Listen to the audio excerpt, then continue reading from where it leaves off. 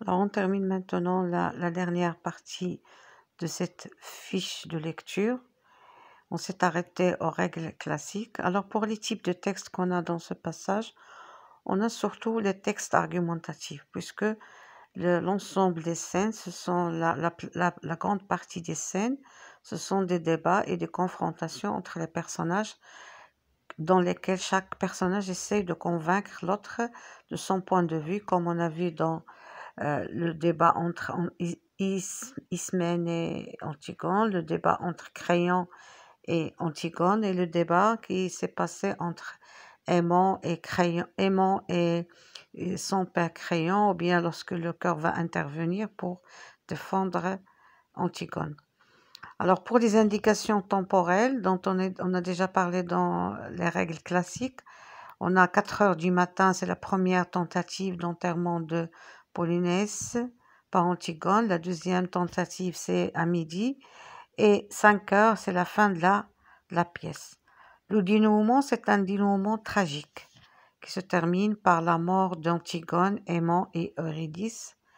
Et il faut savoir comment les 3 personnages sont morts. On a Antigone qui s'est étranglée avec les fils de sa ceinture, Aimant qui s'est plongé une épée dans le ventre et Eurydice qui s'était égorgée.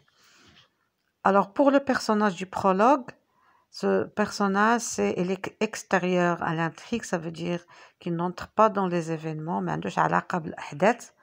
il est hors liste, comme on est dit dans la leçon. Alors pour la présentation des personnages, ils sont présentés du plus important au moins important. On commence par Antigone et on termine par les gardes.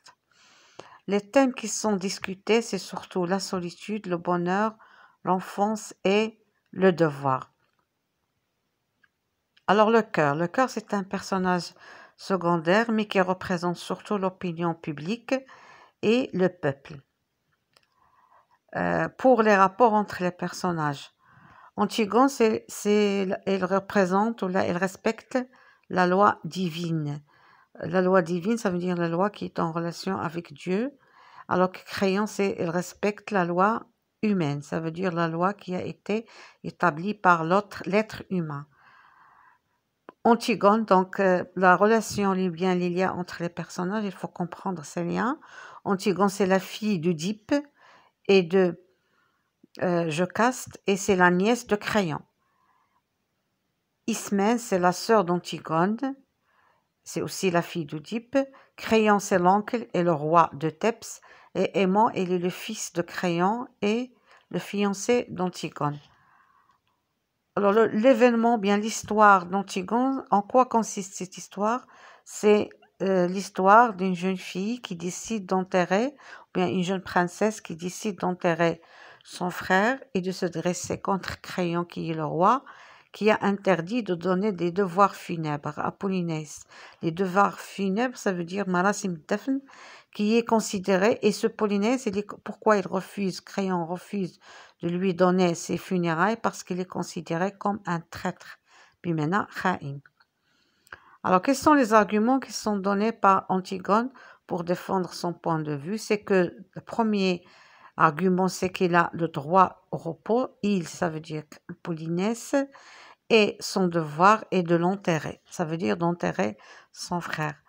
Alors, quels sont les temps qui dominent dans Antigone? C'est le présent, puisque c'est un discours, c'est ce qu'on appelle le présent du discours. Il y a dans la scène entre Aimant et Créon, on a le conditionnel présent, et c'est le conditionnel du souhait et du souhait. Et c'est une scène qui surtout se projette dans laquelle Antigone se projette dans l'avenir. Alors cette fiche de lecture se termine par le tableau que vous avez devant vous et c'est une reprise de la fiche de lecture.